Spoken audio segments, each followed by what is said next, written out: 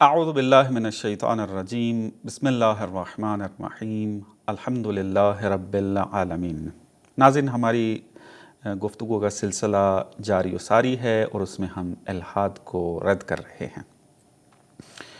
جیسا کہ میں نے آپ کو بیان کیا تھا کہ جو الحاد آج کی دنیا میں رائج ہے اور ہمارے جوان اس سے سروکار پیدا کرتے ہیں جب وہ یونیورسٹی میں جاتے ہیں، سوشل میڈیا پہ آتے ہیں یا کتابوں کا بعض مطالعہ کرتے ہیں، وہ سائنسی الحاد ہے کہ جس کو جدید الحاد سے تعبیر کیا جاتا ہے، چونکہ یہ سائنس کا سہارا لے کر الحاد کی ترویج کرتے ہیں، دین کی نفی کرتے ہیں، خدا کی نفی کرتے ہیں۔ اسٹیفن ہاکنگ نے پھر ایک سٹیٹمنٹ دی تھی کہ سائنس اگر ہے اور وہ اتنی ترقی کر چکی ہے کہ اب ہر سوال کا جواب دے سکتی ہے، فلسفے کی اب ضرورت نہیں ہے، لہٰذا دین کی ضرورت نہیں ہے۔ چونکہ خدا کو ہم فلسفے کے ذریعے ثابت کرتے ہیں، چونکہ عقلی دلیل سے خدا کا اثبات ہوتا ہے، تو لہٰذا خدا کا بھی انکار کرتے ہیں۔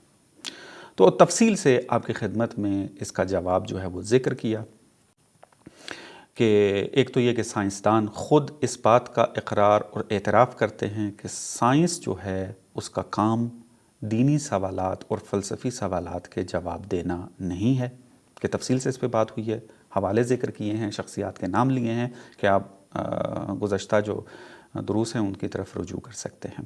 اور پھر اس مطلب کو بیان کیا کہ خود یہ سائنسدان اپنے اس سائنسی نظریوں کے اندر فلسفے سے استفادہ کر رہے ہوتے ہیں، اور اسی وقت جب یہ فلسفے سے استفادہ کر رہے ہیں فلسفے کا انکار کر رہے ہیں، یعنی وہ متوجہ بھی نہیں ہیں، یا تو وہ جان بوجھ کے کر رہے ہوتے ہیں یا وہ متوجہ نہیں ہیں۔ جیسے میں نے بیان کیا تھا کہ یہ کہنا کہ حقیقت جو ہے، ریئلٹی جو ہے، وہ خلاصہ ہو جاتی ہے اس مادے کے اندر، فقط مادہ ہے حقیقت اس دنیا میں اور اس کائنات میں، اس کے حصے ہٹ کر میٹا فزکس نہیں ہے، میٹا فزکس حقائق کا انکار ہوتا ہی اسی نظریے پر ہے کہ حقیقت اور ریالٹی فقط مادہ ہے۔ تو میں نے کہا یہ فلسفہ ہے، چونکہ فلسفے میں یہ بحث ہوتی ہے کہ حقیقت فقط مادہ ہے یا مادے سے ہٹ کر کوئی اور حقیقت ہے یا نہیں، یہ سائنس نہیں ہے۔ اور دوسرا یہ جو سائنٹسزم پر ایمان لے آئے ہیں اور قائل ہوئے ہیں کہ منحصر راستہ، فقط ایک ہی راستہ کہ جو ہمیں حقیقت تک پہنچاتا ہے وہ حس ہے، یہ ایمان رکھنا اور یہ کہنا خود فلسفے کا موضوع ہے۔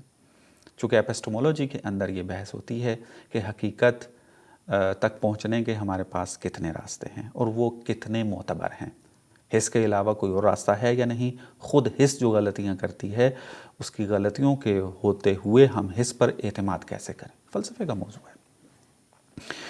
بہرحال یہ باتیں ہماری ہو گئی۔ آج ایک اور اہم نقطے کی طرف اشارہ کروں گا کہ یہ ملحد جو سائنسدان ہیں یہ خود بھی مغالطے اور فیلسی کے اندر مبتلا ہیں اور دوسروں کو بھی مبتلا کرتے ہیں۔ کیا؟ مثلا کہتے ہیں کہ دیکھیں،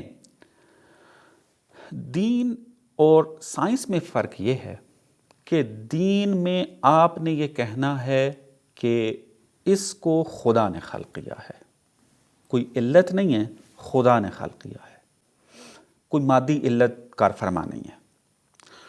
اور سائنس یہ کہتی ہے کہ اگر انسان خلق ہوا ہے تو وہ یہ پروسیس طے کر کے آیا ہے، اگر بارش ہو رہی ہے اس کی مادی علت یہ والی ہے، اور اس طرح کی دوسری مثالیں آپ لے سکتے ہیں۔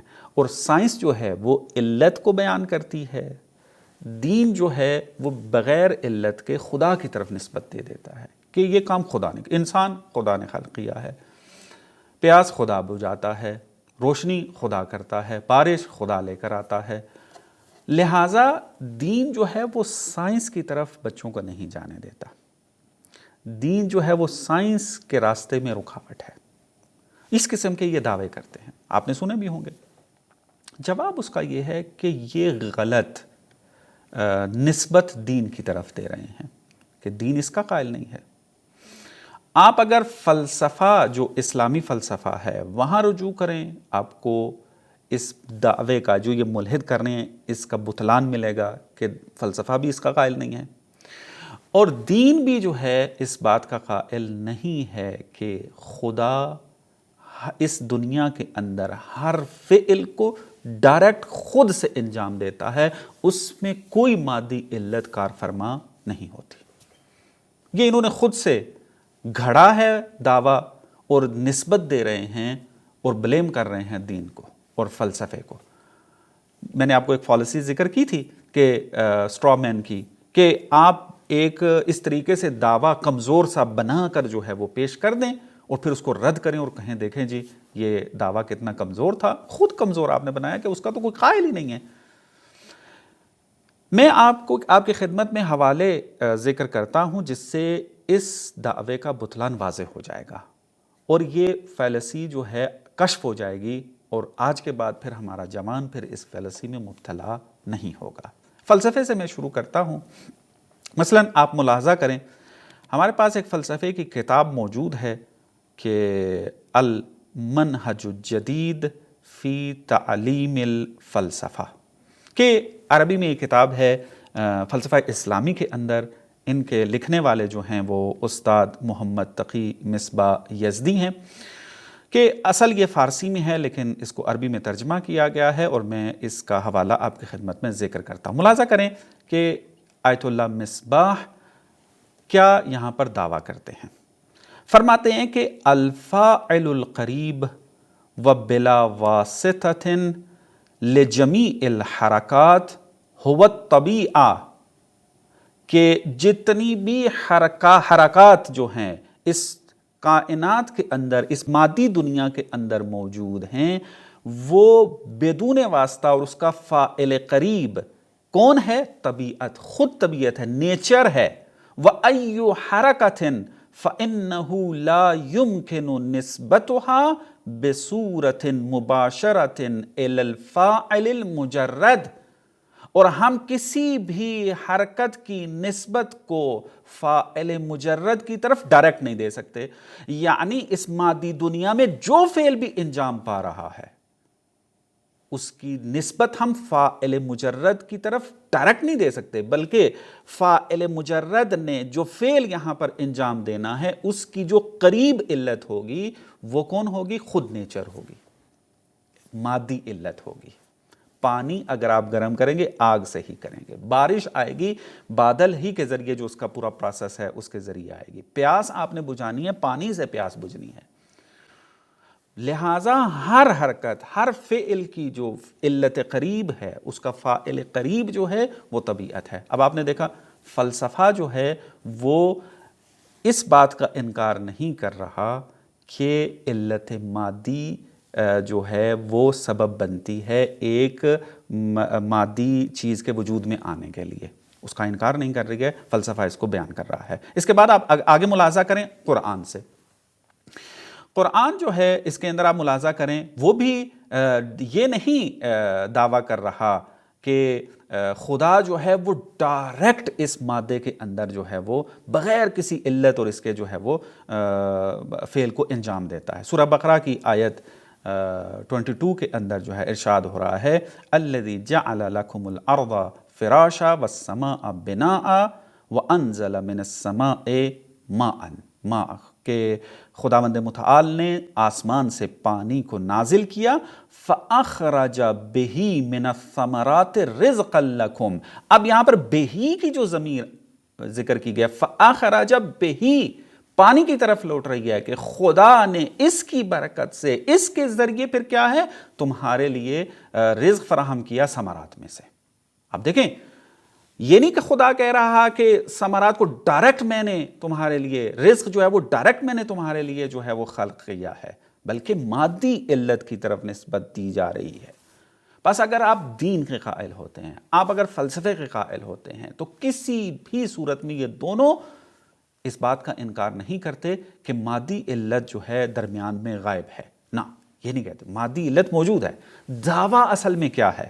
دعویٰ اصل میں یہ ہے جو پہلے بھی میں بیان کر چکا ہوں۔ ہمارا جھگڑا کیا ہے؟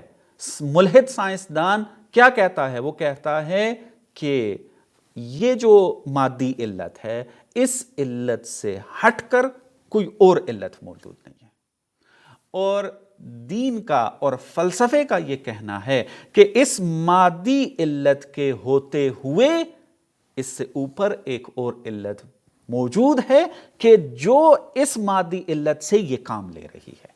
یہ اصل میں دعویٰ ہے. اور سائنس جو ہے اس بات کا انکار نہیں کر سکتی، چونکہ سائنس کے وظیفے میں نہیں آتا، سائنس کی ذمہ داری میں ہی نہیں آتی یہ بات کہ وہ یہ دعویٰ کرے. کیا؟ کہ اس کائنات میں فقط علت ایک ہی ہے، وہ مادی ہے. مادی علت کے اوپر مجرد علت یا جو بھی آپ نام لے لیں وہ علت موجود نہیں ہے، فقط مادی علت ہے، غیر مادی علت ہے نہیں ہے. سائنس اس کو نہ ثابت کر سکتی ہے نہ انکار کر سکتی ہے، چونکہ سائنس کا تعلق اس دنیا میٹر مادی دنیا سے ہے کہ میں پہلے اس کی طرف اشارہ کر چکا ہوں، اور مجرد اور میٹا فزکس کے اندر جو علل یا علت موجود ہے اس کا انکار جو ہے وہ سائنس نہیں کر سکتی ہے. بس یہ جو آپ یوں کہہ لیں مغالطہ کیا جاتا ہے اور جوانوں کو پتہ نہیں چلتا اور پھر وہ قائل ہو جاتے ہیں، ہاں دیکھیں جی دین تو یہ کہہ رہا ہے ہر چیز خدا کر رہا ہے، اور سائنس کہہ رہے دیکھیں فلانی علت کار فرمائے، یہاں پہ فلانی علت کار فرمائے، فلانی علت نے یہ کام کیا ہے، بس ہم نے چونکہ مادی علتیں بتا دی ہیں بس خدا کی ضرورت نہیں ہے. چونکہ آپ کہہ رہے تھے خدا کر رہا ہے، ہم نے بتا دیا مادی علت کر دیا. نہیں، خدا ڈائریکٹ اس مادی دنیا میں اپنی جو ہے وہ اپنے فعل کو انجام نہیں دیتا ہے، بلکہ انہی علت مادی کے ذریعے انجام دیتا ہے. تو یہ ایک چیز جو ہے وہ حتماً مد نظر رکھیں.